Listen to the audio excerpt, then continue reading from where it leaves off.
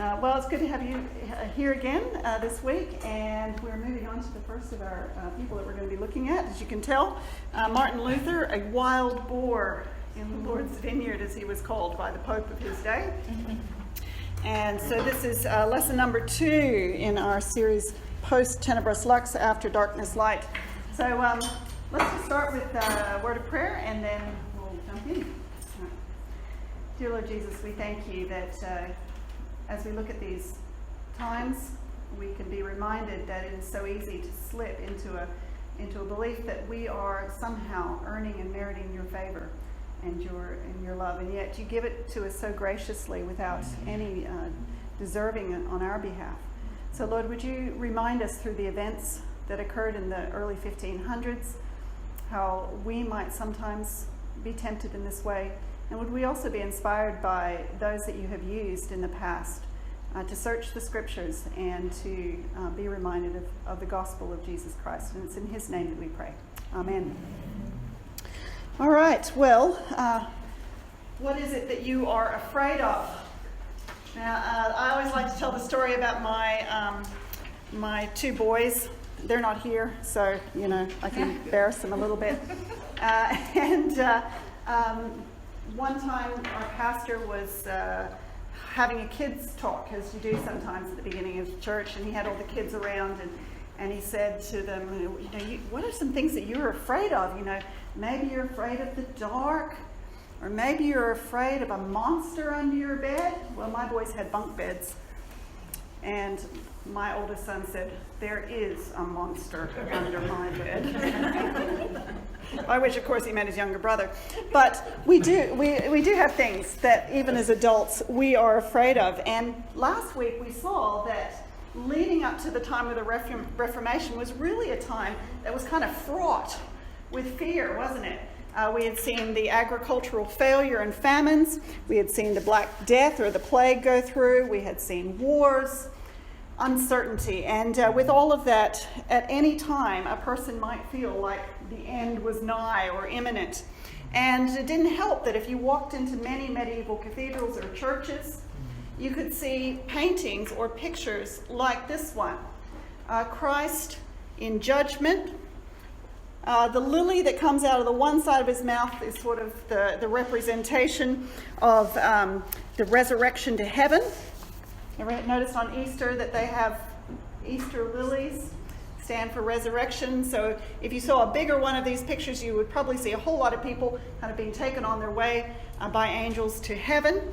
But on the other side was the one that they were more worried about, which was the sword that was coming out of his mouth, the sword of judgment, going to eternal torment. And that's really going to be much more vivid in the minds of most people. And other artistic representations would come. This is Michelangelo's Last Judgment that sits on the end wall in the Sistine Chapel. We often are very familiar with the ceiling that represents creation and fall and so on. But on the one wall, as they would have walked into the Sistine Chapel, was Christ in Judgment. And it would show the Last Judgment and the possible outcomes. Could be going to hell or going on their way to purgatory. Or if you were really blessed, you might go to heaven. But these are all possible outcomes. And since death was so imminent, it was really in people's minds all the time. And how they viewed Christ was just like this. In our 21st century times, it's much more common for us to think about God as a God of love, Christ as our friend and brother. For most medieval churchgoers, they would not have viewed God this way. They saw him primarily as this very frightening God to be feared. It's why you would pray to Mary, for example, because she was much more someone you could relate to. I think I mentioned that before. So how does salvation in the medieval church work then? How could you sort of predict your end? Interestingly, later on, there would be a Roman Catholic cardinal who would say that the most pernicious, the worst doctrine that could come out of the Reformation would be the doctrine of assurance, that you could know that you were saved. And but people, they wondered how could you have a better chance at least getting to purgatory, if not straight to heaven. And so to the church, salvation is going to come through it, through them.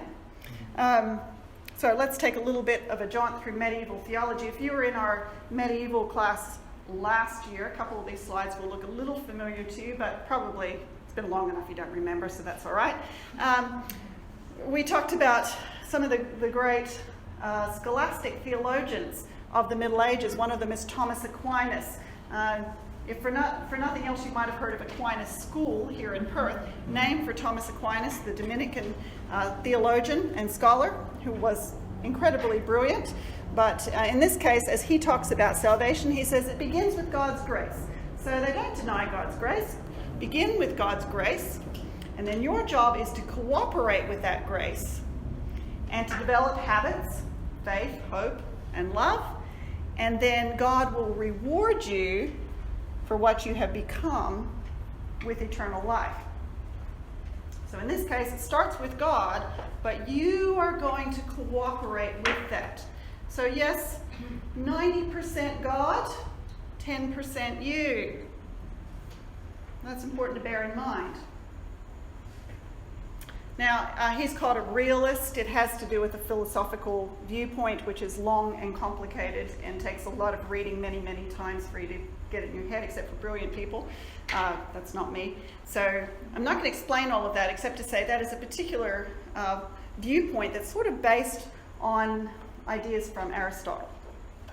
Now, as we came closer to Luther's day, the new kind of instruction that was coming through were the nominalists. And they had a slightly different viewpoint. People like William of Ockham, you may have heard of Occam's razor. Basically, the very simple thing is the simplest explanation is usually the right explanation. That's really a simple explanation of what's a much more complicated idea, but that's right.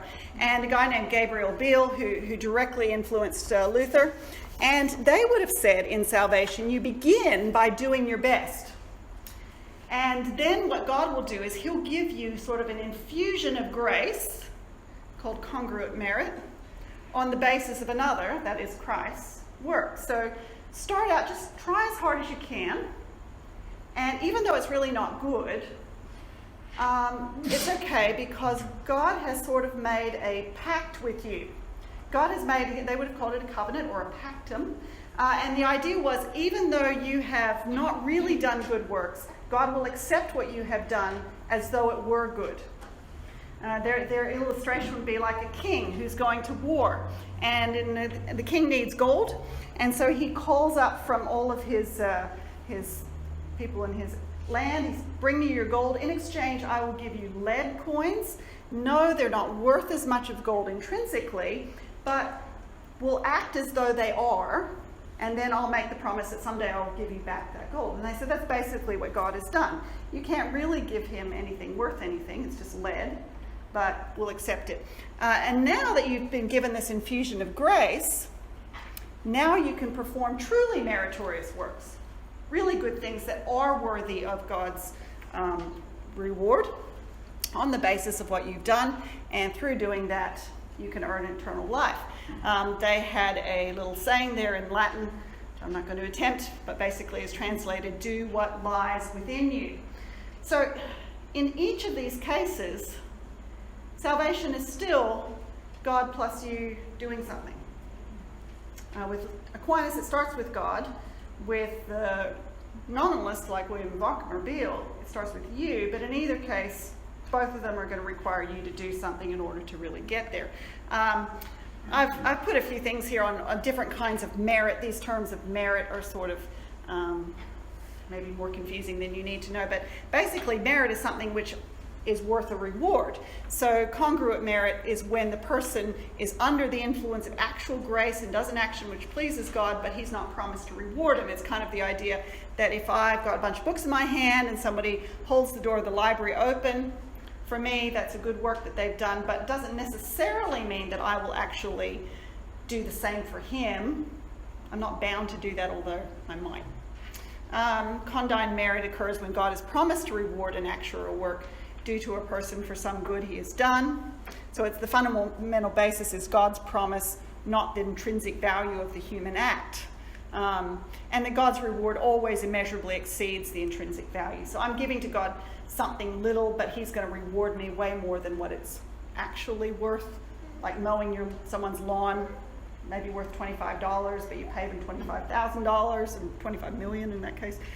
Way more. Okay, and strict merit is like your job. You work this many hours, you get paid strictly what you're due. So the whole system of merit is quite complicated, but you can see it's going to play into however you choose to interpret it. It's still something that you are going to do. So you're just the average, Johann making barrels. And what are you going to do? What's a person to do with all of this? Well, the church would say salvation then is going to come through us. They are going to provide a way of salvation, and the way of salvation is going to come through the sacramental system. So for a Catholic of that day and this, the sacraments are 7. Sacraments of 7. The 2 that we know, which would be what? Little quiz. Baptism and the Lord's Supper or communion. Any guesses as to what some of these other 5 were? Extreme unction, which is as you die, that you're giving these last rites. Yeah, baptism was one of the 2 that we also would claim. So that marriage. Penance. Yeah, extreme unction. Ordination. And confirmation. So in the correct order then, it would be baptism, confirmation, penance, and then Mass, as they would have called it. And then the 2 kind of optional ones, ordination or marriage. You can't do them both. All right, so one or the other. And last rites or last extreme unction. Now, the way that it basically worked was that you would be baptized as a baby, and that would remove your original sin that you were born with. So they would say, yes, you're born in sin. You've got this original sin. Baptism kind of tamps that down, washes away, kind of brings healing. And then as you got a little bit older, you would be confirmed by a bishop in those promises that had been taken on at baptism. And then, then you might sin. And so all of that good that the baptism did for you is kind of washed away. And so now you've got to do something about that sin. And that's where penance comes in. You would make confession to a priest, and then he would give you something to do that would pay for the temporal nature punishment of your sin. But ultimately, your salvation is hinged on what you did or did not do in this life, and how much you were able to overcome your sin. So you're saved from hell because of Christ, but you're going to have to get yourself out of purgatory, is basically the way it's going to work. Okay, so that is the system in which Martin Luther, as we're going to talk about, and everyone else in the early 1500s is going to grow up with. Now, were all of these things spelled out in great detail, or did they really understand these? Was there a theology book that you could turn to and just have all of these dot points down? No, not really. You're going to have to gather them from bits and pieces of information.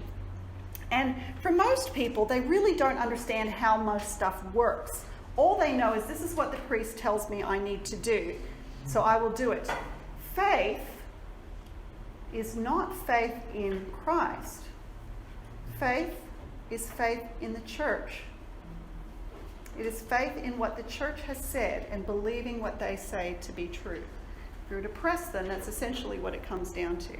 So for the everyday, ordinary person, that's the way that you would hope to get to heaven, following the sacramental system as a way to deal with your sin. All right. Well, let's get on to the person for whom we're talking about tonight. You can see that I've brought along my various toys because I'm a primary school teacher trained, you know. So you got to have the toys. And let me tell you, in the 500th anniversary of the Reformation, they came up with a whole bunch of stuff. And so if you want to know about who Martin Luther is, you can go to many different kinds of ideas that are there. You can get Martin Luther cookies, as we experienced a couple of years ago, Martin Luther ducks, and even taken on by few people that we would find that surprising. So Luther's been kind of a cultural pop icon for a really, really long time. He's the kind of the hero of German nationalism to some people. To some, he's an anti-Semite, or he's a way, you know, to make money. And I've certainly spent my little bits on Luther as well, with my Luther puppet and so on. It's all for the kids. I shared an office with you at that time. Yeah, I get right into it, I'm afraid. Well, who was he? Who was he really? Well, Martin Luther was not born Martin Luther. He was born Martin Luther. Martin Luther, born in 1483 in November, to Johannes, or Hans as he went by, and Margareta Luther in Eisleben in Germany. If you were to go to Eisleben now, it's kind of in the eastern part of Germany. In fact, most of Luther's places will be quite confined within Germany, and in the eastern part, when I was growing up, you couldn't have probably gone to many of these places because they were still on that dividing line. But he's born there in Eisleben. His father is a miner in the copper mines there, but he's sort of up and coming. Kind of goes on to be sort of a manager type of person. And his mother was from a fairly prominent family in the Eisenach area, and they had plans for their kids, that they would be kind of up and coming and that they would do well. So if you go to Eisleben, it's now called Lutherstadt Eisleben, which means Luther City. There are certain cities in Germany that actually legally have the name Luther City, and so this is one, Luther City Eisleben, Luther City Wittenberg. There's a couple of them like that where they've it's probably their main source of income, which helps. Now, he's only there for about 6 months, but right away he's taken within the next day after his birth. So he's born November 10th, 1483. November 11th, 1483, he's taken by his father to the church, to St. Peter and Paul's Church there in Eisleben, and he was baptized there. And he's named Martin because he's baptized on St. Martin's Day, St. Martin of Tours, who was a very popular saint. And, what's interesting is that he would always consider baptism to be the point at which he comes into the family of God. So one of the things that we have to remember, and remember one of my principles is perceive past perspectives, and that is that as evangelical Christians, we like to be able to point back to a certain conversion experience, don't we?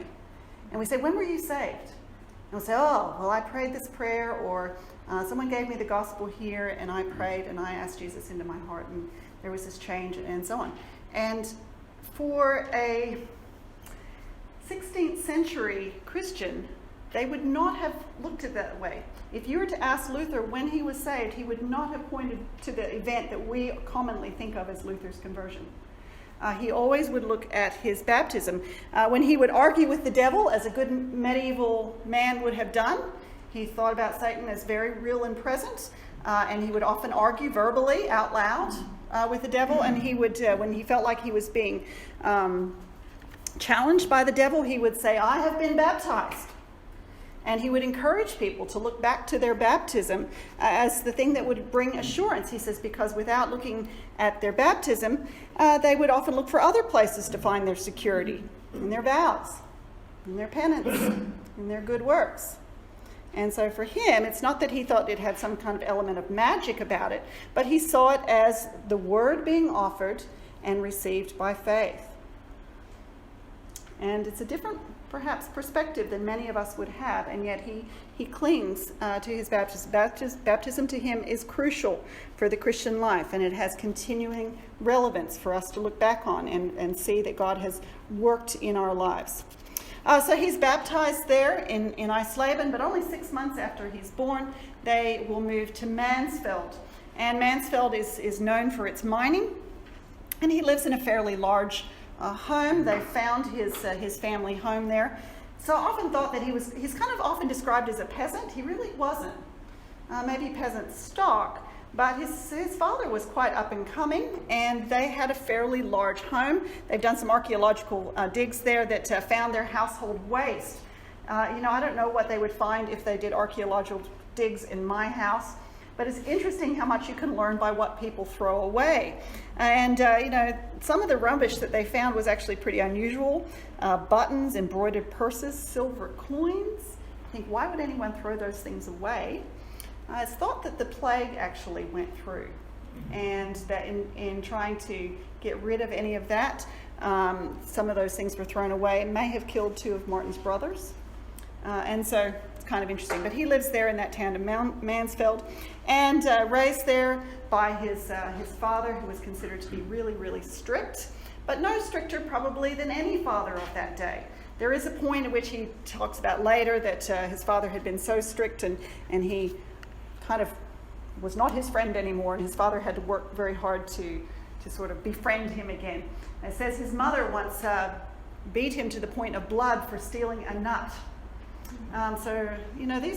These are hard times, but probably not any different than any child would have paid attention to. There have been books that have been written that analyze his relationship with his father kind of in this Freudian sort of way, and have come up with all kinds of conclusions. It's not, our relationships with our fathers do have meaning for us, so we don't want to dismiss it out of hand, and yet I think we can read a whole lot into it. Well, he is a kid that is on an upward trajectory. And so his father is very interested that he go to school. Now, interestingly, in Saxon Germany of his day, it is not going to be the oldest son who is going to inherit the business. It's usually the youngest son. So it's going to be the job of the oldest son to find a profession. So his father's a miner. He owns some mines. He owns some smelting works for the mines. But it's not going to be Martin that's going to get that stuff. It's going to be one of his younger brothers. And so it's going to be important that Martin goes on and gets good schooling. And he's going to go to Magdeburg at about age 13 or so. He goes with the son of a fairly successful colleague of his father's. His father wants to put him in with the right people, and mixed with sons of some distinguished families. And while he's there, he lives with the Brothers of the Common Life. Now, last week we mentioned that there were some lay groups that were trying to sort of bring a little bit of reformational type of ideas, certainly bringing them back to the Bible. And the Brethren of the Common Life were part of that movement, particularly in education. So in Magdeburg, he goes to the school there. He's only there about a year. But he sees one thing there that will always stay with him. There is this prince of this city who had actually become a Franciscan monk. And he had lived a very extremely austere kind of life, self-beating, kind of starvation. He would go around and he would beg. He just looked thin and poor. And this really does stick with him.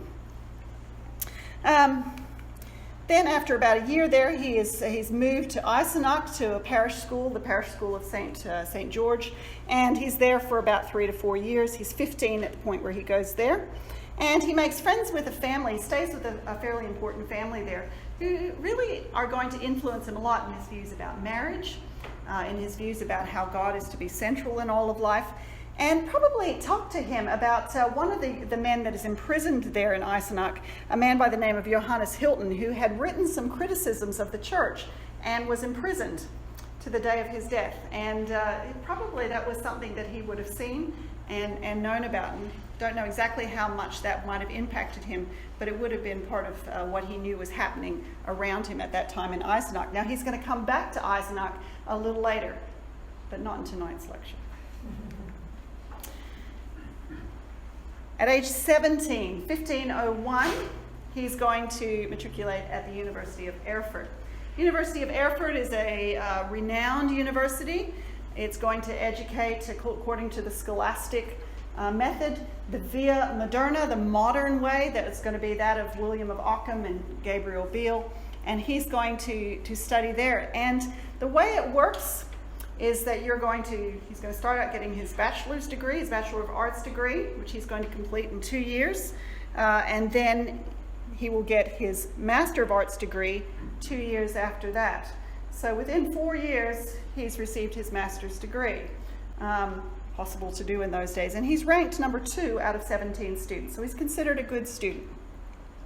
His father is quite proud of him, and he sees that he's now on the path to doing what his father had always dreamed that he would do, and that is to study law. As Hans Luther looked around, he saw some of his own family members, his wife's family members, who had fairly prestigious and money-making jobs as lawyers in the courts or for corporations and so on. And this is what he wanted for his son. He wanted him to become a lawyer. And so after he finishes his master's degree in 1505, his father buys him the great law book, the Corpus Juris. It comes all the way back from the time of Justinian, when Justinian, the emperor in the Byzantine Empire in the 500s, has all the Roman laws maybe condensed into something that was useful. And that's still the law book that they're using, the Corpus Juris. And he would have bought this book. It would have been an incredibly expensive book. But it shows his father's kind of pride in him. In fact, the way that we know he had pride was he changes his use of German. So I don't know how many of you have taken German. Anyone taken German in here? I took it for a couple of years in high school. I don't remember much, but one is that when you speak to a child or to a younger person, you say the word du. It's for someone younger. If it's kind of your equal or higher, it's ihr. So it's he changes his use. When he addresses his son, he now refers to him with the more prestigious ihr, showing that he was really proud of his achievements. Well, medieval schooling was a pretty interesting thing in those days. I particularly liked this, that there used to be, there was a lot of beating that would happen. Luther records that when he was in school, everything had to be done in Latin. That was what they were there to do, was to learn Latin in those early days of his schooling. And if anyone spoke German instead of Latin, they would be beaten. He said one time he was beaten 15 times before lunch. It was a harsh environment. They would have a student who was known as the Wolf, and this student was there to be sort of a spy to make sure that no one was actually speaking German. And then the worst student of the day would be known as the Asinus, or the donkey, and he would be made to wear the donkey's mask, or in Luther's school they had a little wooden donkey that would hang around your neck, and that's kind of how you knew that you were the worst student of the day. A new educational approach. This is Pike. What do you think? Yes, but it's going to prompt a general fear of authority. And for Luther, it's interesting because we look at that and we think how horrible. But he actually looks back on his schooling with respect. He'll comment on some of those things, but it doesn't necessarily mean he felt like he had a terrible time or terrible education. And at this point, they're teaching the liberal arts. The liberal arts were known, or the 7 liberal arts of the trivium and the quadrivium, and I can't pronounce that either, but they were originally sciences and skills that were taught in kind of classical times, essential for free people, and hence the word liberal. All right, so they're for free people as opposed to slaves. And it would include things like public debate, grammar, logic, rhetoric, arithmetic, geometry, music, and astronomy. And you can see sort of those represented in that diagram there. So this is the kind of schooling that Luther is receiving. He is receiving the best education of his day. And he is doing well in it. But he has a problem. He will always describe this with this German word, Anfechtungen, which I've practiced saying for a while now. Anfechtungen, which is untranslatable in English, except to say that it sort of has this idea of sort of depression or anxiety. The word fectus in German is to fight, so it's kind of to fight against yourself, or to fight your own thoughts, to fight the devil. And Luther struggles with this. And he's going to struggle with this his whole life. But his main question at this point in his life is, how can I stand before a righteous God? This is going to be the question that's going to consume him for some time to come. How can I stand before a righteous God? He would say, I am dust and ashes and full of sin. And he's attracted to God, but at the same time he's repelled by God. How can I? And thinking about that picture of Jesus standing there with the lily and the sword, and he's terrified. How can I stand before a holy God? Where can I find a gracious God? And on top of that, he has a few experiences that scare him. 1504, he's traveling and he falls and cuts himself really badly. Now, students in those days carried around these little daggers. Don't ask me why. We don't allow our students to carry daggers at our school. But they had these little daggers that they would carry with them, and he fell and he cut his artery and nearly died, nearly bled to death. Freaked him out. Scared him to death, and he knew that death could come at any moment, and that's really going to affect him. So we're kind of back to that, what are you afraid of? And for Luther, it is a fearfulness, yes, of death, but particularly of the God who waits for him at the end, and what is he going to say? So Anfechtungen is going to be something that is going to affect him his whole life. Well, he gets into the law program 1505, but in that same year, he comes home for a visit. It's about 53 miles, so translate that into kilometers, from Erfurt to Mansfeld, where his parents live, and he's been home on a visit, and he's on his way back when he finds himself in a thunder and lightning storm. Not having the science of the 21st century, he interprets lightning and thunder the way a medieval person does, that God is angry, that there is judgment, and he is terrified. So he's in this small town there, and as he's terrified by this lightning that is coming down, he says, "Help me, Saint Anne, I will become a monk." And he makes this vow. If you go there now, there's a little stone there that marks the spot where he made his great vow. Now, Saint Anne, he calls out to, you notice, not God. Saint Anne is said to be the mother of Mary, so Jesus' maternal grandmother. And she was the patron saint of minors, of which his father was one. So very likely, many prayers were said to Saint Mary, and he makes this vow, I will become a monk. Now, we kind of call those foxhole prayers, you know.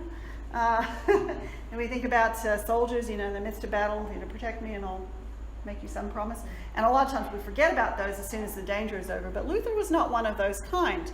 That very next couple of days, he is already making plans to become the monk that he has promised to be. So right there in Erfurt is the Augustinian cloister, and he begins to prepare to go there. He informs his friends that this is what he's going to do. Of course, they're trying to talk him out of it. He does not tell his father that this is what he's going to do. But he holds a party for his friends, and then the very next day presents himself at the gate. He sells his very expensive law book. That's one way we know that he was serious about it. And he stands there at the gate, and he becomes what is known as a suppliant. He says, I want to become a monk. And they would let him in, and they would ask him a series of questions, and there would be some waiting time. They didn't just say, right, in you come, we'll make you a monk right now. You actually had to go through a process. So there would be a few months where he would be a suppliant, and he would come in and live amongst them, but not be really anything, just kind of seeing what it was like. But once those doors are closed behind him, in his mind, he has left that other life.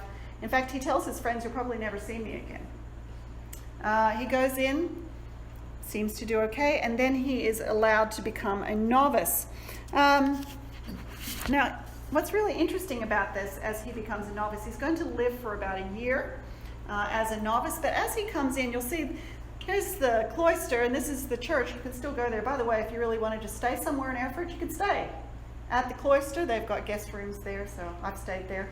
It's a little bit Spartan. You're staying in the cells, but that's okay. But this is the church that he would have come in on. And here's what I find really interesting. Now, I will just say that some of the stories about Luther are not always verified by actual fact. They make such great stories that you have to know them and you have to tell them. And they're probably based around things that are actual fact. I like this one, so I'm telling it. There's a gravestone right by the altar. Here it is. This is the grave, and the altar is just sitting up above there. And this particular grave is of a guy by the name of Johannes Zachariah. And Johannes Zachariah was the prior of the Erfurt monastery, about 100 years before Luther shows up there. And he's buried there because of his place of honor. What's interesting about Zachariah is he was a judge. In fact, he was one of the main judges at the trial of Jan Hus, who we looked at briefly last week, the pre-reformer in Bohemia, who had said that the Pope was not the ultimate authority and that we should look at the Bible, and some corruption in the church needs to be changed. And he was called before the Council of Constance in Germany. He was condemned as a heretic, and he was burnt right there in Constance. And one of the main judges at the trial of Jan Hus was Zachariah, and there's his grave. Now, as a novice, stating that he wants to come, he would have had to lie down flat in front of the altar with his hands outspread in the shape of a crucifix and answer the questions of his sin. So likely right on top of this particular gravestone. Now, what's even more significant is that it is said that at the trial, when Zacharias condemns Hus to death, Jan Hus said, you may burn this goose, or you may cook this goose. Hus means goose in Czech. You may burn this goose, but in 100 years will come a swan whom you will not be able to kill. Almost 100 years exactly. Martin Luther shows up at Erfurt. And he will always have the symbol of a swan. He likes that story too. And he sees that as a little bit of a prediction or prophecy about his own life. And so, true or not, it's a great story, isn't it? And he certainly took advantage of it, that's true. Well, as he lives in this monastery, there are all kinds of rigors of monastic life. He would have lived in a very small cell like this. In fact, the cell wouldn't have been his necessarily. You owned nothing. As you went into a monastery, you gave up all your possessions. You were given a robe, and you were assigned to a cell, but that could change. It was not necessarily yours. And he goes through all the rigors of monastic life. Renounces his own kind of self-will. He lives not a very impressive diet of food, rough clothing. He follows the vigils and the prayers that would have happened many times, 7 different times of prayer during the course of a day, sometimes in the middle of the night. And he does all those things because his hope is that maybe this way he can find a standing before a righteous God. Certainly in the days of the Middle Ages, if you really truly wanted to be righteous, if you wanted to be the holiest person you could think of, you would become a monk. Serious Christians were monks. And so to him, this is perhaps the way that he can stand righteous before God. And as he goes into the monastery, he will say about himself, I was a good monk. This is years later he says this. And I kept the rules of my order so strictly that I may say that if ever a monk got to heaven by his monkery, it was I. All my brothers in the monastery who knew me will bear me out. If I had kept on any longer, I should have killed myself with vigils, prayers, reading, and other works. He is absolutely dedicated to trying to do his best. If this was the way he could stand righteous before God, he would give it a go, and possibly the best attempt he could make. Well, what's interesting is that as a novice, he's going to be given a Bible. Now, this is the first time he will have ever seen a Bible in his life. Most Christians, most church-going people, had never seen a Bible. In fact, they would have heard bits and pieces, but only in Latin. And many of them weren't even aware that it actually existed as a book. And so for Luther, he's handed, isn't this interesting? As a novice, he records that it had red leather binding. And he pores over it. He reads it during the year of his novitiate. He's going to read it constantly, over and over again. But when he actually is made a monk, a full monk, he has to give it back. And he's not supposed to be reading the Bible anymore. He's supposed to be reading the commentaries on the Bible, what was said about the Bible. And he has to sort of sneak into the library in private time and to be able to get back to the Bible again, which he does do. Now he's asked to become a priest. The head of his monastery says, we think you should become a priest. Monks could just be regular monks, or they could also study and become a priest, and so that's what he does. He's going to study and prepare to be a priest.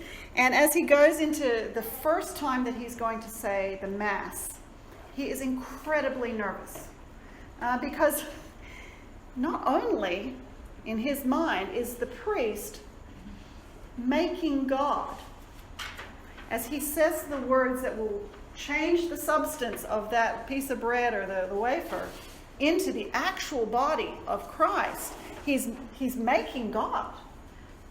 But more than that, he says, how can I, this person who I know inside to not be righteous, how can I do this? And he knows that in the Old Testament, the high priest would go into the Holy of Holies and they would put a bell around his ankle and tie a rope to him so that if he fell down dead because he was struck by God for his unrighteousness, the people could at least pull him out of there. And he feels much the same way. He says, how can I know that I'm going to approach God, this infinitely holy and powerful God, and if I haven't confessed all of my sins, I could be struck dead? He is terrified. And it doesn't help that his father, who's very angry about the fact that he had become a monk, has somewhat reconciled himself, at least enough to show up for his first Mass and bring along with him 20 friends all mounted on horseback, kind of to show his up and coming nature. And that doesn't help his nervousness. But in any case, there's a point at which he's elevating the host that is raising the bread. When he's going to say that, he's nearly not able to go through with it. And an older monk just kind of says, you will do this. And he does get through. He says his hands shook so badly he was afraid he was going to spill the cup, which was a definite no-no. Well, afterwards, he gets through it, and there's a dinner that he's there with his father.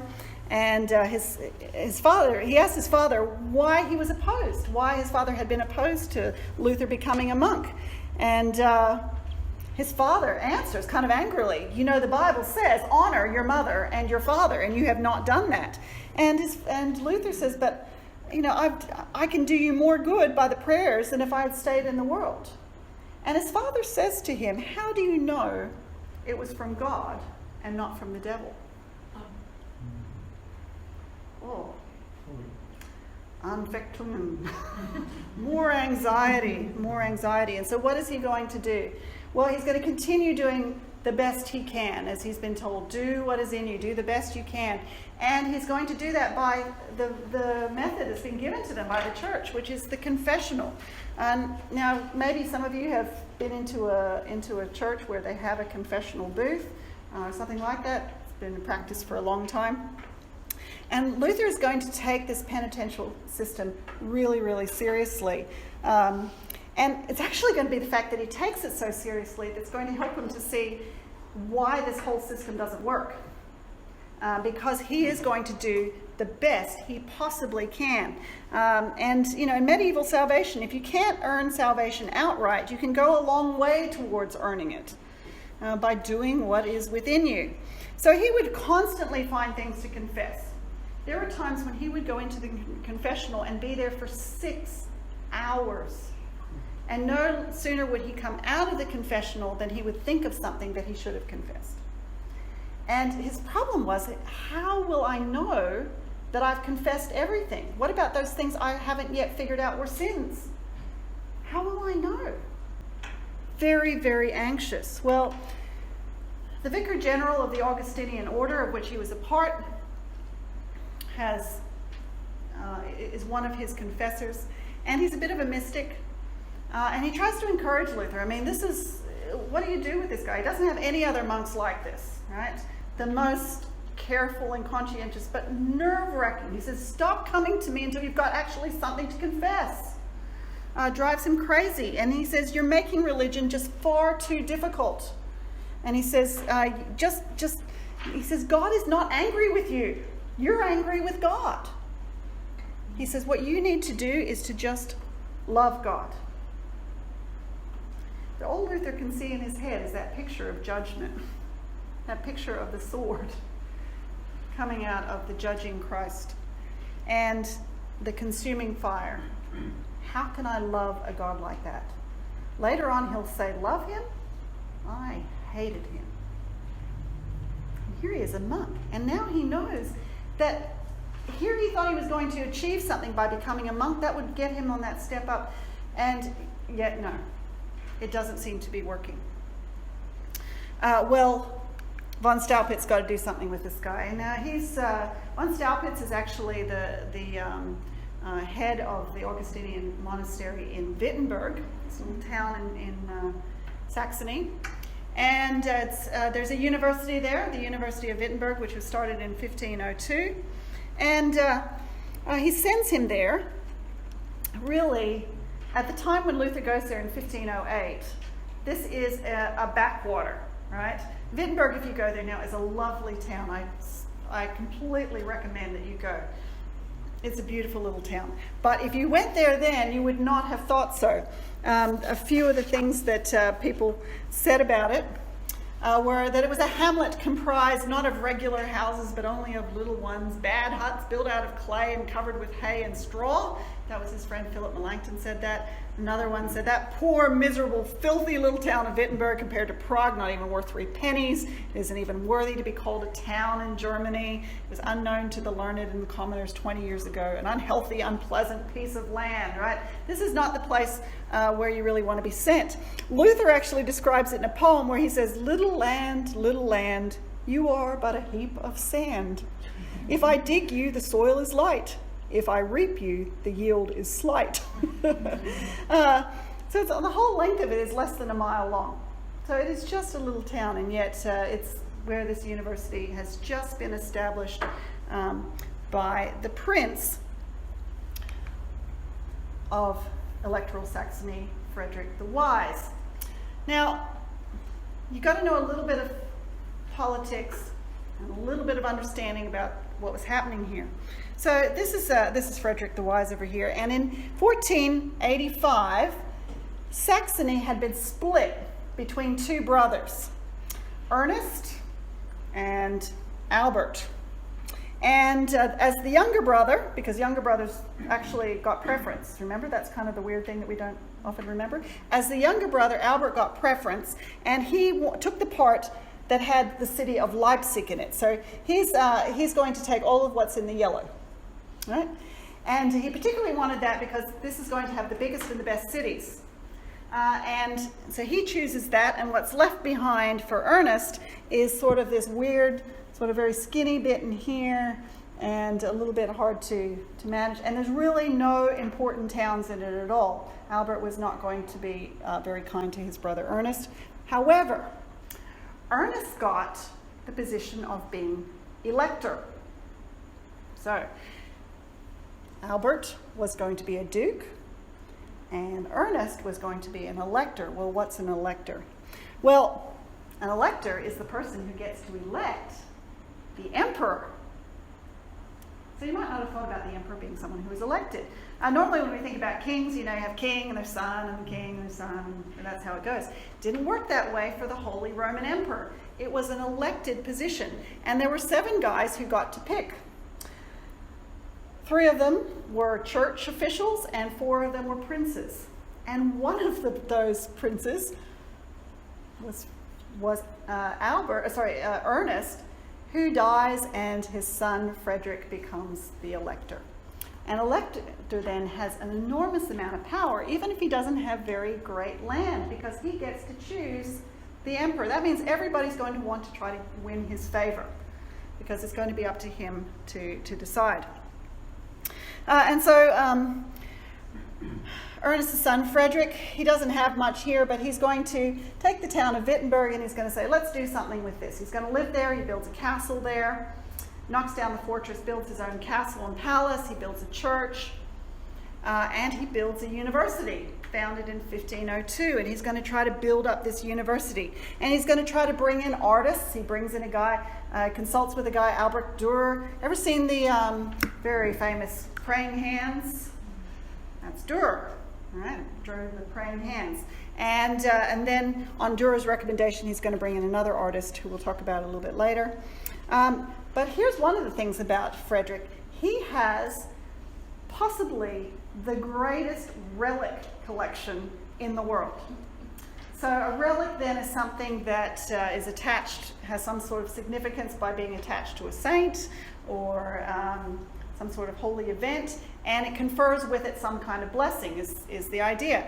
He had thousands of relics. In fact, one of the artists creates for him a catalog of relics, which you can still look at. A catalog of relics is going to describe all this. He has things like a thorn from the crown of thorns, a tooth of St. Jerome, fragments from the bodies of Augustine, Chrysostom, Bernard, vials of drops of Mary's milk, 35 splinters of the true cross, and the feather of an angel. And the deal is that if you lay all of these relics out, as he did once a year, and you process around them, you can earn for yourself time off of purgatory simply by being there and viewing them. Walk around, get some years off purgatory. In fact, it was said that if you could view the entirety of his relic collection, you could earn nearly 2 million years off of time at purgatory.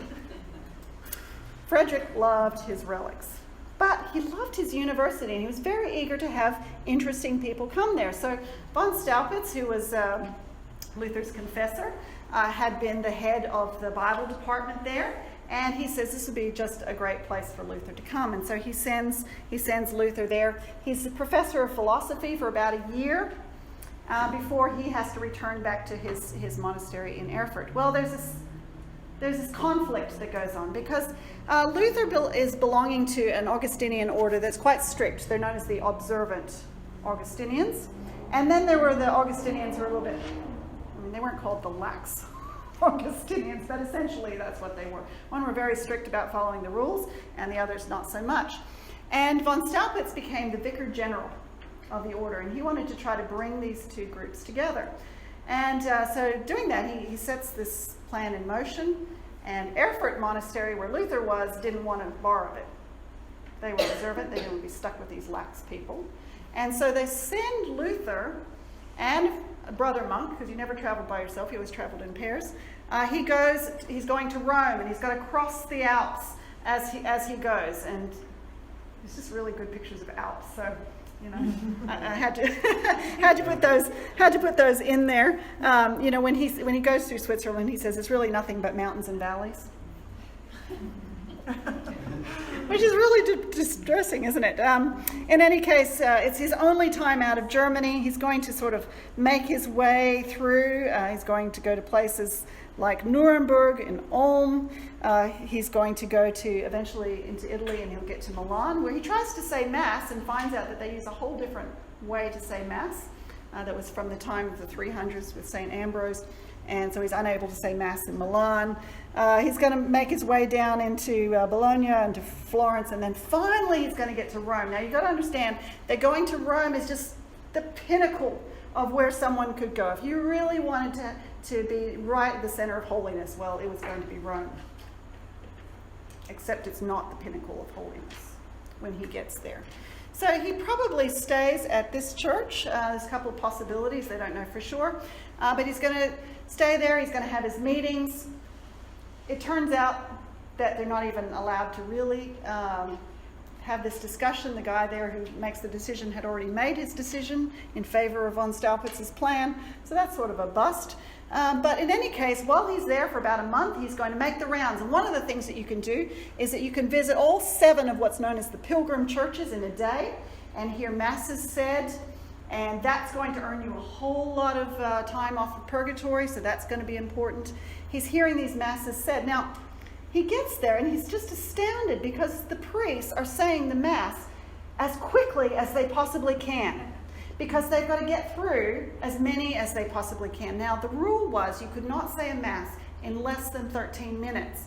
But he counted how many were said in an hour, and it's down to about 8 or 9 minutes. They're just spouting these things off and quite mocking of what they're saying. In fact, he overhears some monks saying about the bread, bread you are and bread you will remain. They're not even really believing what it is that they're saying or what they're doing. Now, he's going to try to take advantage of all the possibilities there. So he's going to go up the Santa Scala, which is supposedly the staircase that Jesus goes up to see Pilate. The Emperor Constantine's mother supposedly is able to acquire this staircase and brings it to Rome. And even today, you can, go up. And it was supposed to be something like 9 years of indulgence for each stair that was climbed. You could potentially release one of your dead relatives from purgatory if you went all the way up. And he said he was only disappointed that neither his mother nor his father were dead, so that he could release them for purgatory. But he did have a grandfather, and so he was trying to release him from purgatory. But he says later on that he got to the top, and the question in his mind was, how do I know that it's true? How do I know that that has worked? And the corruption that he sees there is distressing. There's things like this statue here known as the Pasquino. And the Pasquino is where people would go, and you can still see, people would go and they'd put their little notes here that were derogatory against the church and the Pope, and they were all anonymous. All these criticisms of the Pope, and people were quite critical. It was not the holy place that he had imagined. I saw statues of people like Pope Joan. Pope Joan, great story supposedly, a woman who masqueraded as a man and was elected Pope, and it wasn't until she was on her way to St. John's Lateran Church and she was suddenly giving birth that they realized that she in fact was not.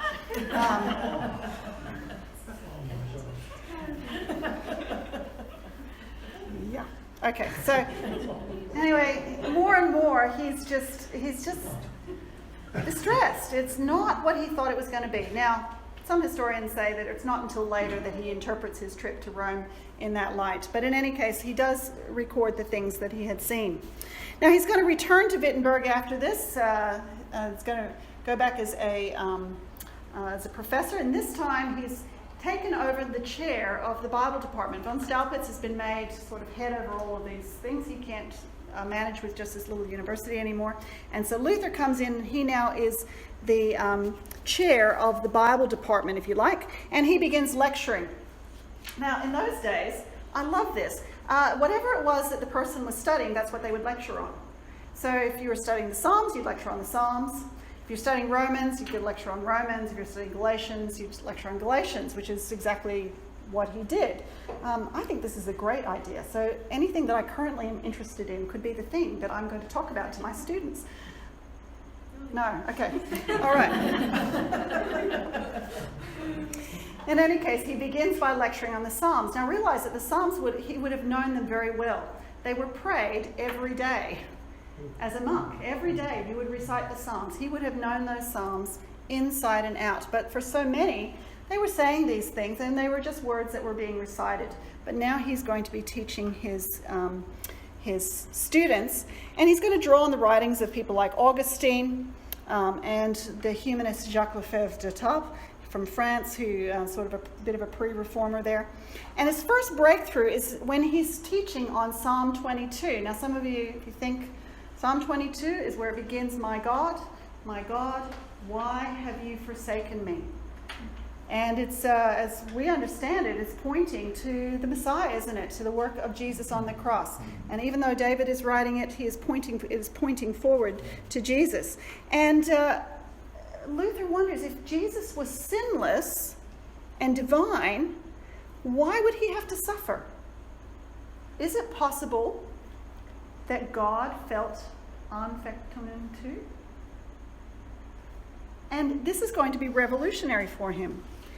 if that's so, then Luther's despondency, the things that he has suffered all these years, had been taken on by Jesus himself. That's a new thought for him, that he could be a God who has suffered, and that by becoming human in Christ, God had taken on not just all sin, but also all of the alienation that flows from our sin. All that rejection that Luther was feeling, Jesus felt that. And that's a new idea for him. But he's still very troubled by the idea of righteousness, because it talks about the righteousness of God, and he found that so distressing. How could I stand before a righteous God? His righteousness just acts as judgment on me. And the more he studies, the more he begins to change his view on sin. Because the view on sin was that sin was kind of a weakness that could be overcome in those days, right? And you could deal with it at the sacraments. So baptism sort of tamped down the problem of original sin and sort of temporarily dealt with it. And when sin appeared again, you would the other sacraments as a way to deal with your sin. And so Luther begins to see that human beings were not just weak, but they were in fact dead, morally dead.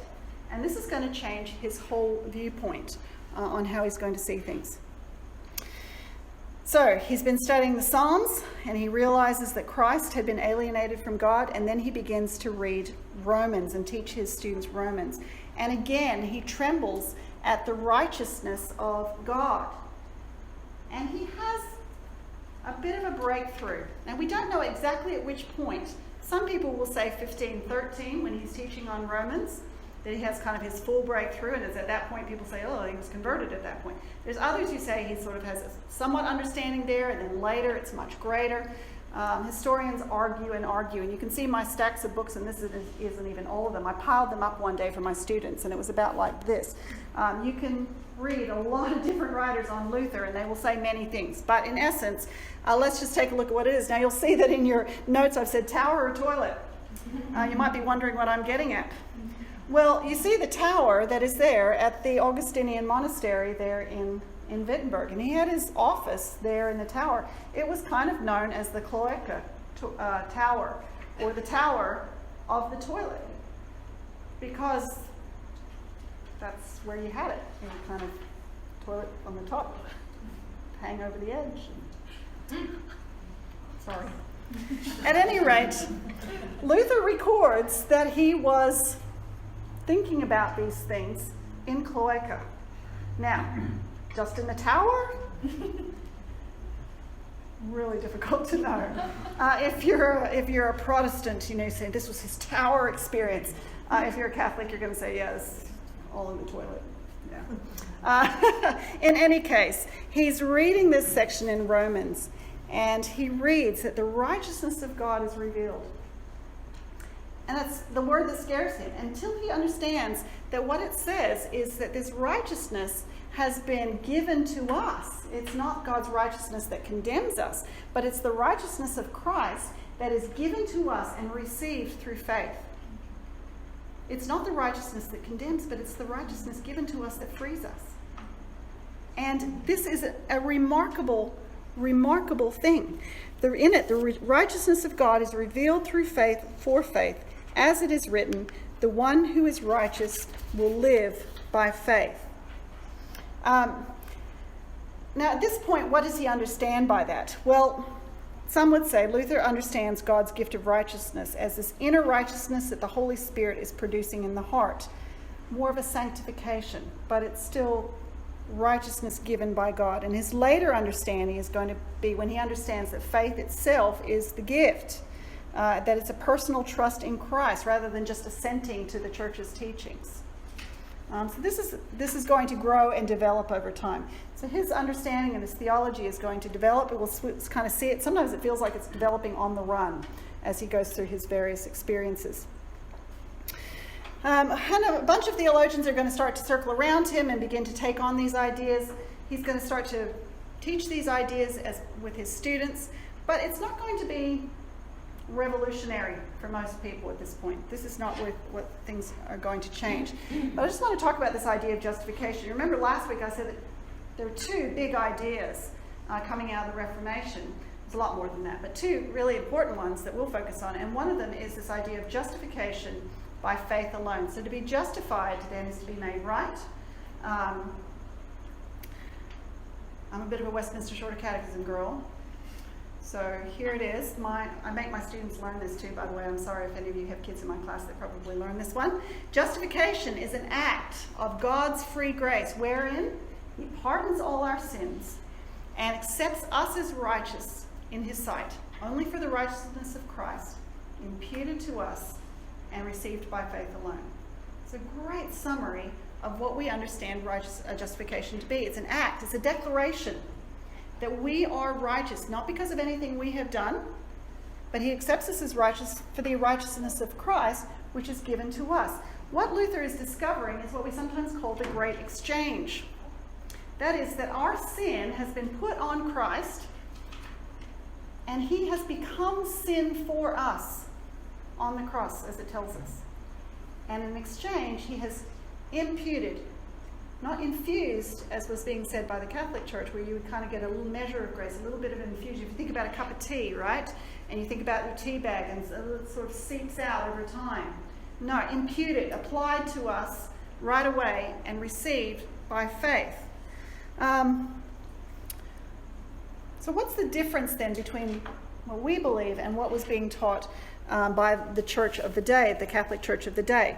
Well, they would all have agreed on some of the foundational things. All of them would have agreed that Jesus is divine, that He's the Son of God, that He was born of the Virgin Mary, that He lived a life of perfect obedience, He died on the cross in an atoning death and was raised from the grave.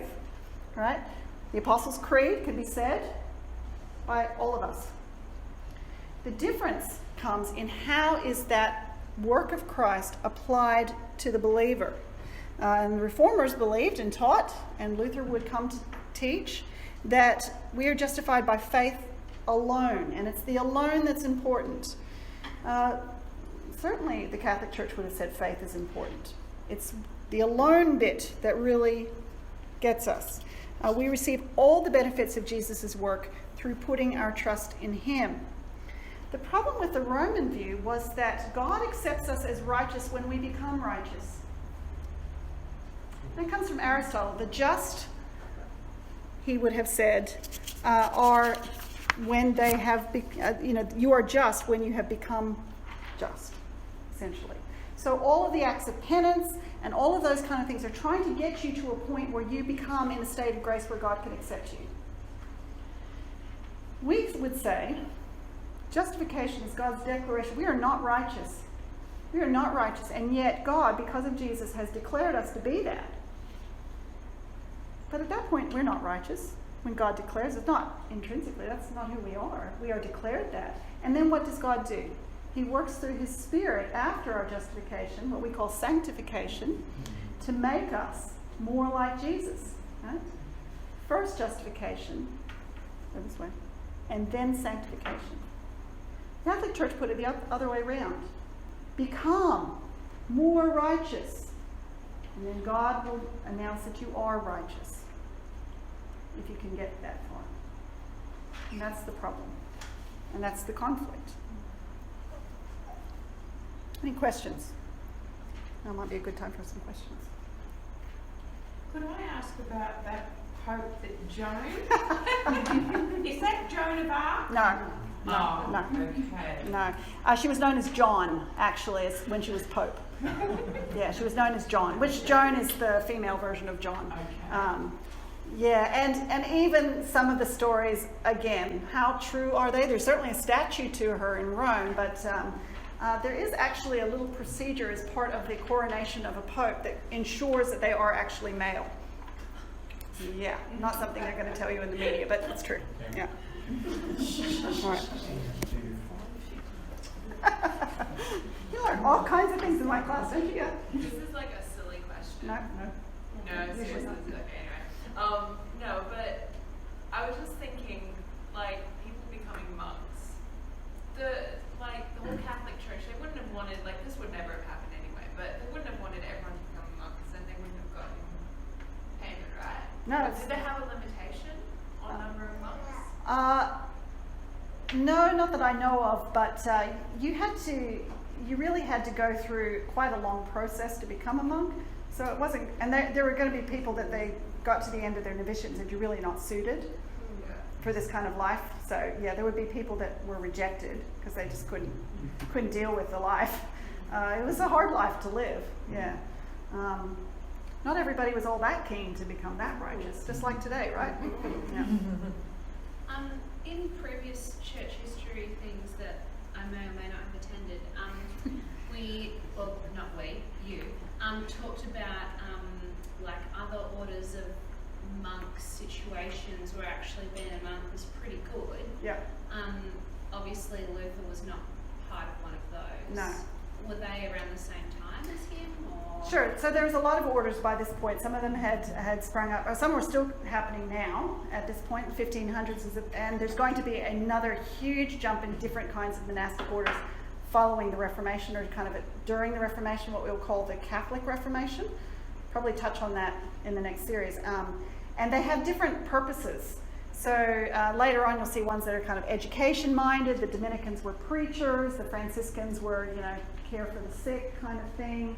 The Knights Templar is actually a monastic order, and they were there to defend the temple, and the Hospitallers were there to have hospitals. And the Benedictines were sort of the richest and one of the longest lasting. So the Benedictines were sort of known as quite lax because by this point they were very wealthy, and yeah.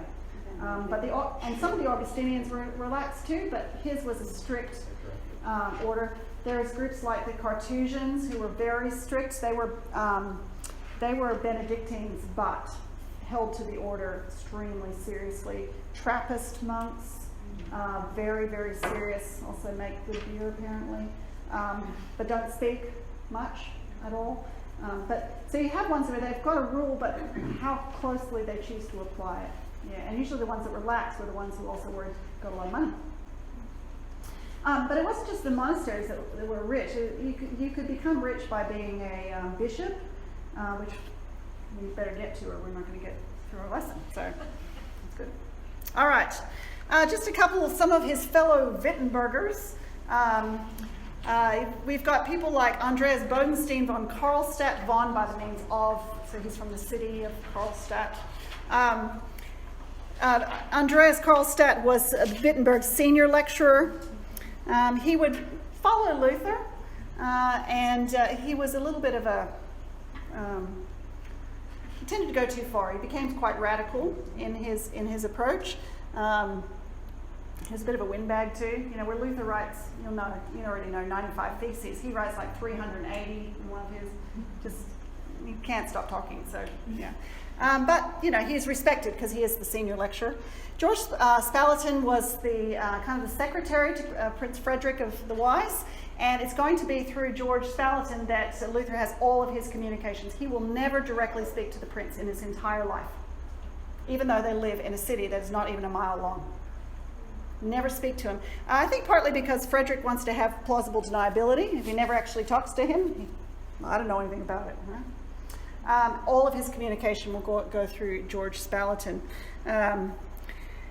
Philip Melanchthon comes in 1518 into the university, and 1518 is the chair of Greek. He's only 21 years old, and he is considered one of the most brilliant minds. He will be Luther's best friend, even though he's considerably younger than Luther.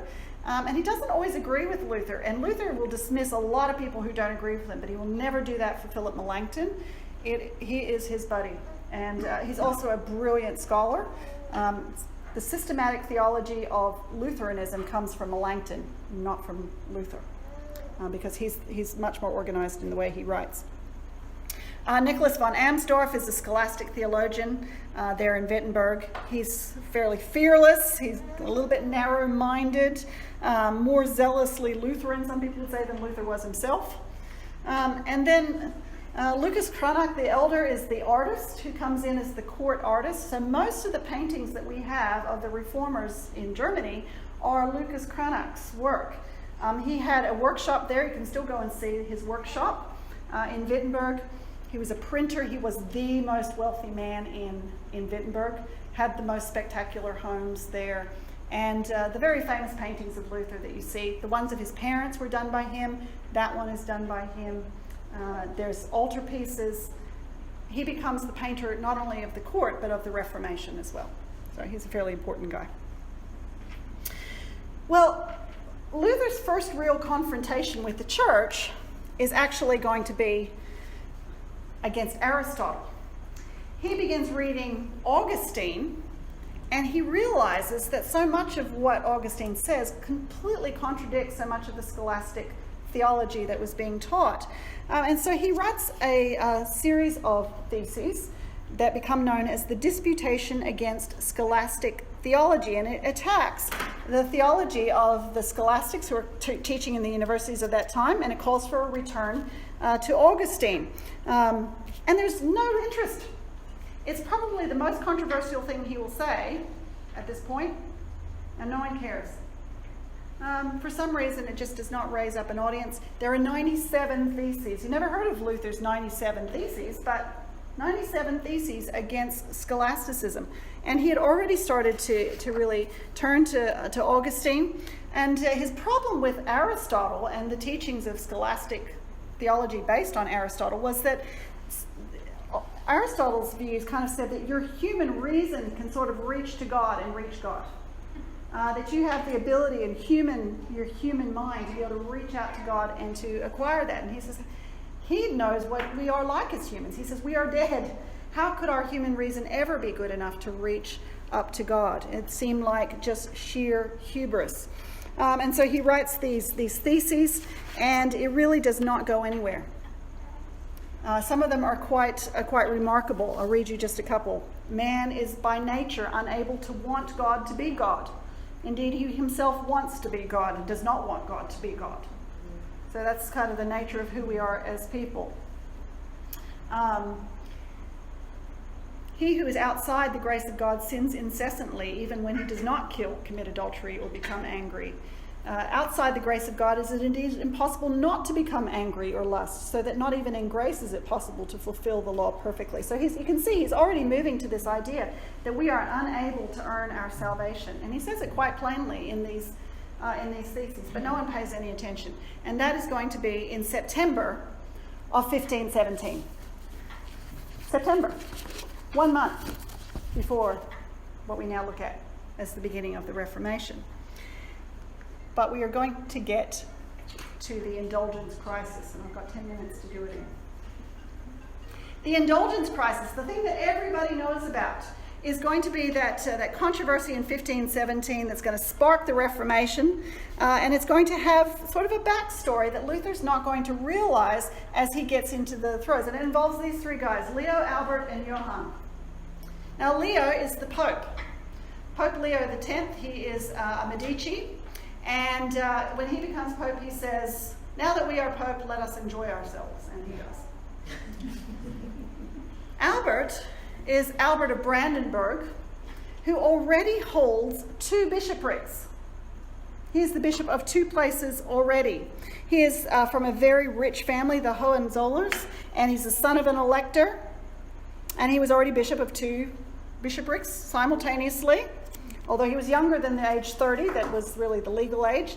And now he wants a third. He wants to be archbishop because that's really going to bring in the money. He wants to be archbishop of Mainz. A lot of money to be had there. The problem was that Albert himself did not have a lot of money. It would cost 10,000 ducats. You realize, different units of money back then. 10,000 ducats just for his installation fees, and he doesn't have it. And so he talks to the Pope, and he has to get permission to have this third bishopric because it's illegal to have a third one, but he wants it. So he talks to the Pope and he says, I want this third bishopric. And Pope Leo says, you can have it they bargain. First, Leo says, 12,000 ducats for the 12 apostles, and he says something less. And they finally settle on 10,000 ducats for the 10 commandments. And so now he owes 20,000 ducats he needs. Where's he going to get it from? Borrow it from the bank. There's a bank known as the Fuggers. F-U-G-G-E-R-S. The Fuggers. Fuggers Bank. There's still a bank called Fuggers Bank, by the way. Fuggers Bank. In the list of the richest people ever to have lived, Jacob Fugger is at the top. I'm not joking. $400 billion in today's money he was equivalently worth. $400 billion. So, 20,000 ducats is nothing to Jacob Fugger. And so Albert borrows that money, but now he's got to pay it back. How's he going to do that?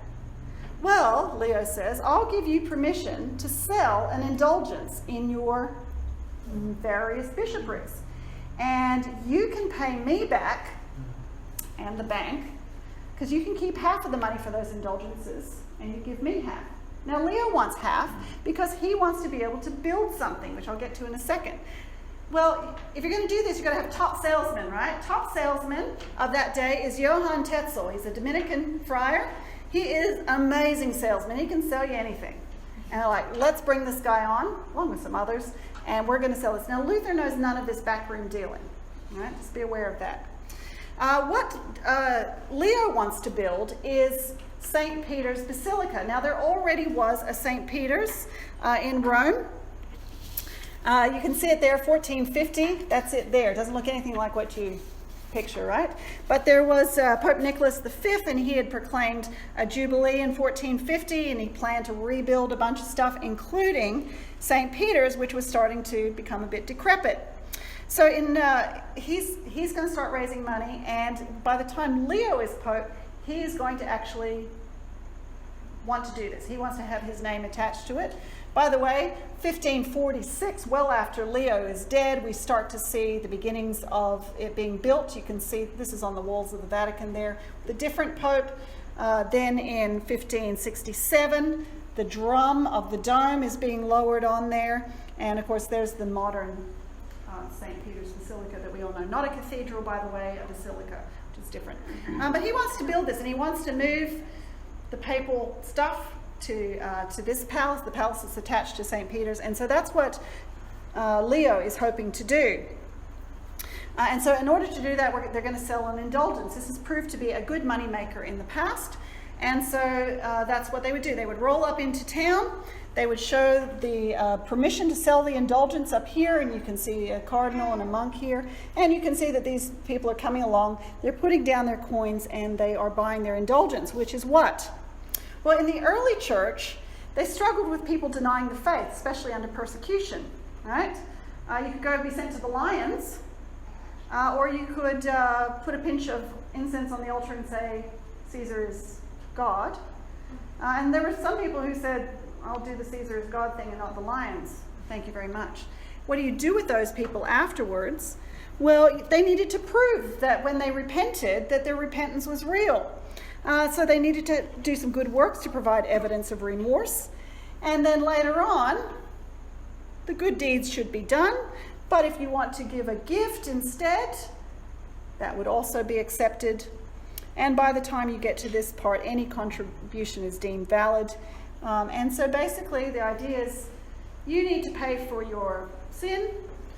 This is, instead of you personally paying for it, the merits of Christ and the saints can be applied to you by the Pope. You just give some money in thanksgiving for that. Technically, you're not buying forgiveness. You are thankful for the indulgence that the Pope has made of letting you have some of Christ's merits, and you are giving this money in thankfulness.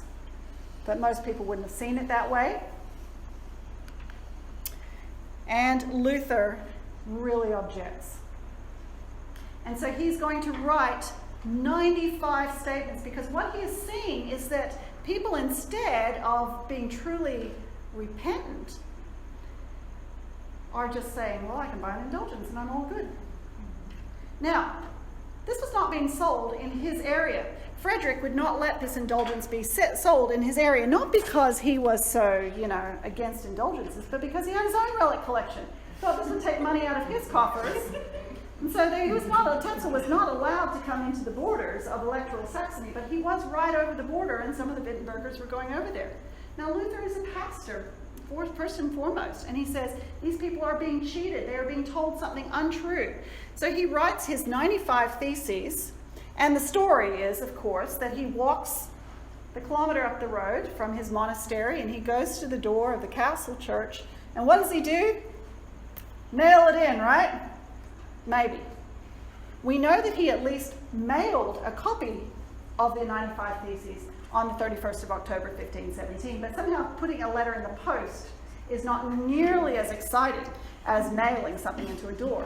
If he did stick it on the door, very likely he had a pot of paste and pasted it. Also, pots of paste, not nearly as exciting as nails, right? So we've got the image of Luther going to the church door. Now, what he doesn't know is that this is going to spark a huge hue and cry, because someone is going to get a hold of it and they're going to go, this is interesting, let's print it. So it's going to be printed. The copy is sent to his bishop first because he wants to have a discussion. His goal is, let's have a debate. Because if you were to read these, it is not against indulgences per se. It is against the abuse of indulgences, the fact that no repentance was being called for. And so he thinks, really, if the Pope, if the Archbishop knew, and it's Albert, is his Archbishop, says if they knew what was happening, surely they would not approve of this. I need to let them know that this is happening. Because Tetzel was doing things like saying, every time a coin in the coffer ring, a soul from purgatory springs. And he said, even if you have done something like rape the Virgin Mary herself, this indulgence will release you from purgatory. Now, he wasn't told to say that. It was definitely over the top. Made Luther so angry. And he thought if they just knew that this was happening, they would change their minds. But, of course, Albert is in the backroom deal on this. And here he gets this letter with these indulgences, which also then get translated into German, and within a month are spread throughout Europe, thanks to the printing press. The printing press is going to change everything in the Reformation. And Albert is going to say, I can't just ignore this, but I'm going to pass the buck and I'm going to pass it up to the Pope. Now, I'm almost out of time. It doesn't look like I'm going to get all the way through my notes this week. I hope you'll be a bit patient. I'll come back to some of these next week. But let me just talk about this, a little bit about what it said, and then we'll pick up here again next week. Well, it said, the Pope neither desires nor is able to remit any penalties except those imposed by his own authority or that of the canons. In other words, the Pope doesn't have authority to grant time out of purgatory. That's God. And notice he's not necessarily denying purgatory either. This is not really the Reformation document we sometimes think it is. Thus, those indulgent preachers are in error who say that a man is absolved from every penalty and saved by papal indulgences. Because love grows by works of love, man thereby becomes better. Man does not, however, become better by means of indulgences, but is merely freed from penalties. You see, he's not saying that it's got no value, but he's saying it doesn't make you better.